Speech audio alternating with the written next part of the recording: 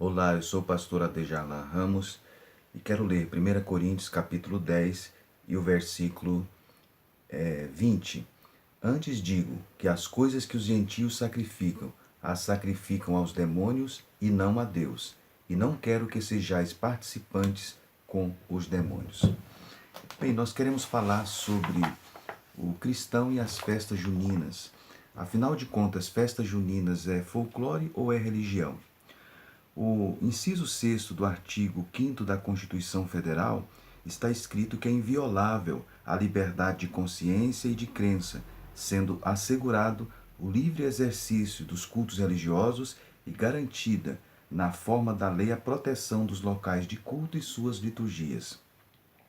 Ora, nós sabemos que o ensino brasileiro ele tem explorado, tanto em escolas públicas quanto em particulares, as várias manifestações folclóricas do povo, e inclusive fazendo com que seja inserido no calendário as atividades que são tidas como atividades culturais, atividades folclóricas, enfim.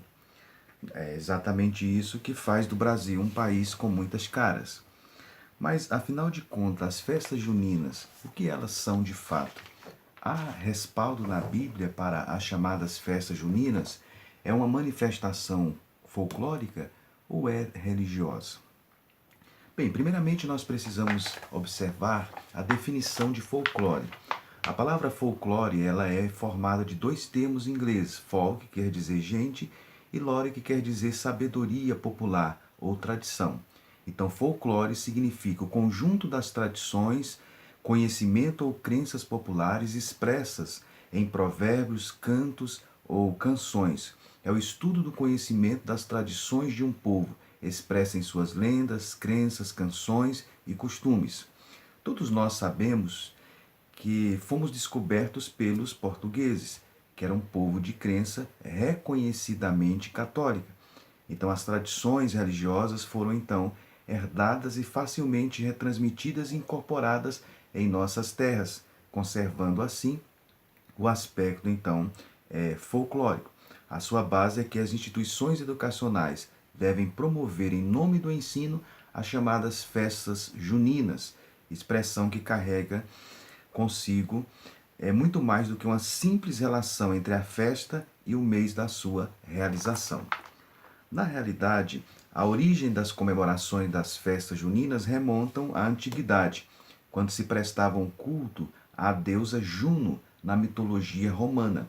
Os festejos em homenagem à deusa eram denominados de Junônias, daí o nome Festas Juninas. As primeiras manifestações ou referências da festa de São João Batista no Brasil, elas datam de 1603 e foram registradas pelo frade Vicente do Salvador, que se referiu já aos índios praticando, comemorando esses festejos. Bem, a origem das festividades. Segundo a explicação católica, que é inclusive utilizada o registro bíblico e também acréscimos mitológicos, segundo a crença católica, Nossa Senhora e Santa Isabel eram muito amigas, por esse motivo elas costumavam fazer visitas com frequência. Mas um dia Santa Isabel foi visitar a casa de Nossa Senhora, segundo a crença católica, para contar uma novidade. Estava esperando um bebê que daria o nome de João Batista. Ela estava muito feliz por isso. Mas naquele tempo não havia meios de comunicação fáceis. Naquele tempo não se tinha correio, telefone, muito menos a internet. Assim, Santa Isabel combinou com Nossa Senhora que faria uma fogueira bem grande para que pudesse ser visto à distância, e ergueria um mastro com uma boneca sobre ele. O tempo então passou e do jeitinho que combinaram, Santa Isabel fez. Lá de longe, Nossa Senhora avistou o sinal da fumaça, logo depois viu a fogueira.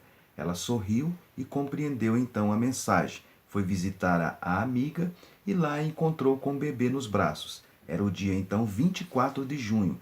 Começou então a ser festejado São João com mastro, fogueira e outras coisas como foguetes, danças e muito mais. A partir de então, o dia 24 de junho, O dia de São João Batista marca, então, dá origem ao chamado ciclo de festas juninas. Dentre essas festas juninas está relacionado a festa de Santo Antônio. A festa de Santo Antônio, o Santo Antônio, o nome dele verdadeiro era Fernando de Bulhões. Segundo consta, nasceu em Portugal em 1195, faleceu em 1231. Aos 24 anos, já na escola monástica em Santa Cruz, em Coimbra, ele foi ordenado sacerdote. Ao tomar conhecimento de 4 missionários foram mortos pelos sarracenos, decidiu mudar-se para o Marrocos. Ao retornar para Portugal, a embarcação que o trazia desviou-se da rota por causa de uma tempestade e ele foi parar lá em Itália. Lá foi nomeado pregador da Ordem Geral. Viveu tratando dos enfermos e ajudando a cuidar ou a encontrar coisas perdidas. Dedicava-se também a arranjar maridos para as moças solteiras.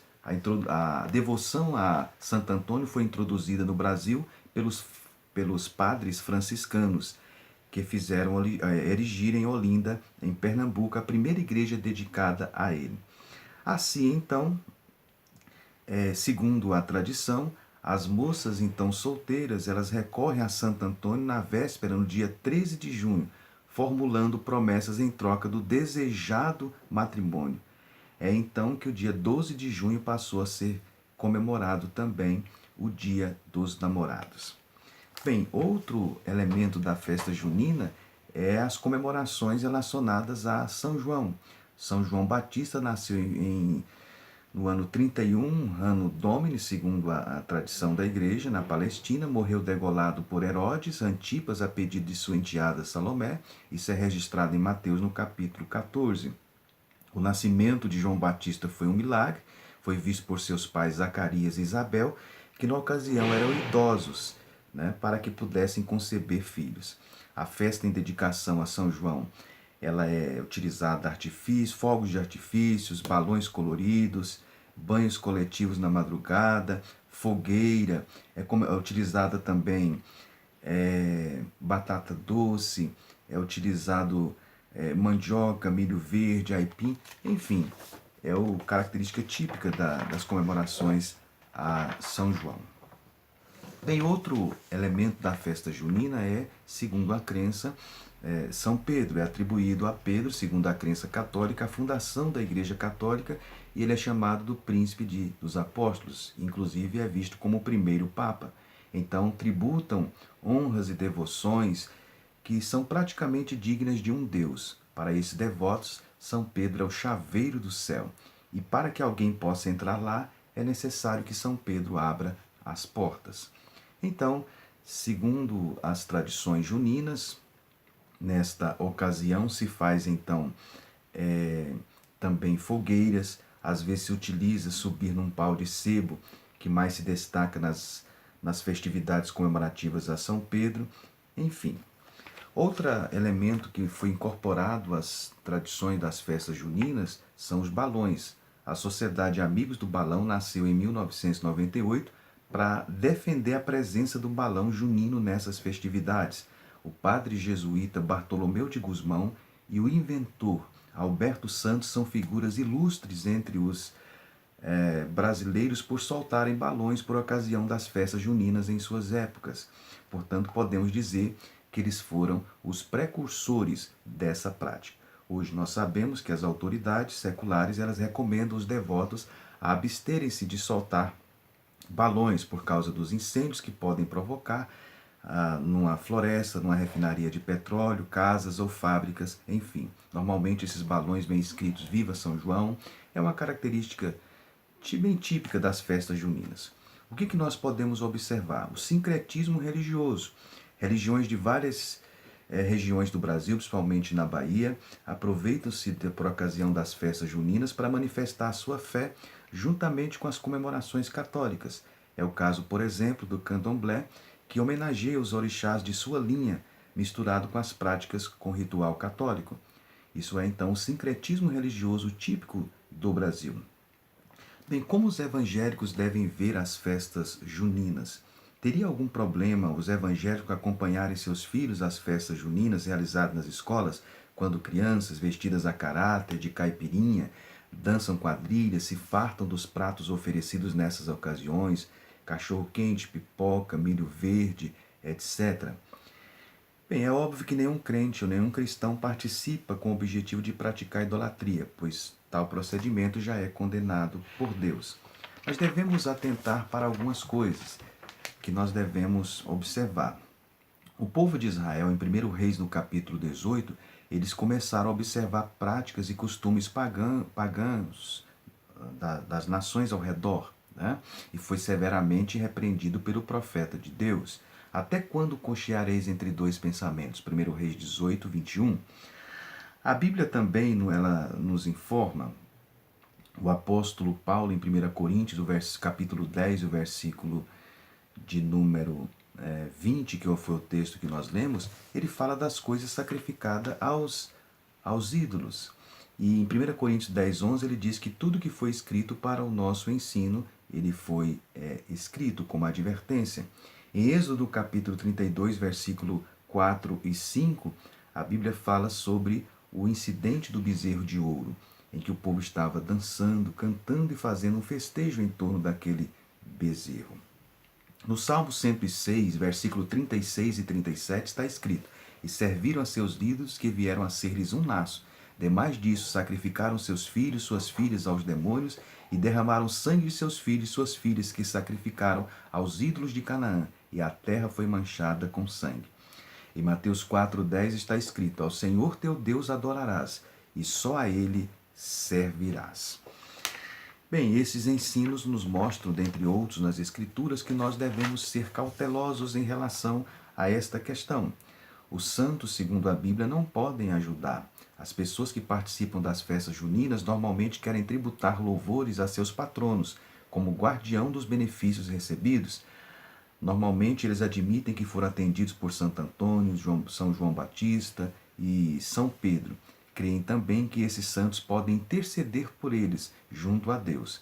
No entanto, a Bíblia nos informa que Pedro e João, como servos de Deus, obedientes que foram, estão no céu, conscientes da felicidade que lá os cerca, mas eles não estão ouvindo de forma nenhuma os pedidos das pessoas que os cultuam aqui na terra. O único intercessor eficaz que a Bíblia nos apresenta é o Senhor Jesus. 1 Timóteo 2,5, porque há um só Deus e um só mediador entre Deus e os homens, Jesus Cristo, homem. Romanos 8,34, a Bíblia diz: É Cristo quem morreu, ou antes quem ressuscitou dentre os mortos, o qual está à direita de Deus e também intercede por nós. O apóstolo João, em 1 João 2, 1 e 2, ele diz que temos um advogado junto ao Pai, que é o Senhor Jesus Cristo. O próprio Jesus, ele nos advertiu que quando nós orássemos ao Pai em nome de Jesus para que pudéssemos ser atendidos. João 14, versículo 13 a 14.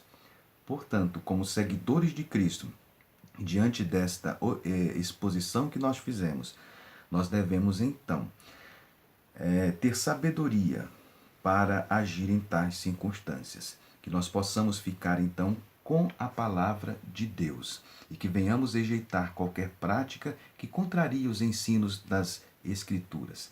Mesmo tido como manifestação folclórica, na realidade nós observamos que tem uma característica bem religiosa e de uma religiosidade, inclusive de uma religiosidade distante daquilo que é apresentado pelas Escrituras, pela palavra de Deus. Portanto, que Deus nos abençoe, que nós possamos abster de qualquer elemento que seja contrário à religiosidade estabelecida pelos princípios da palavra de Deus. Que Deus nos abençoe.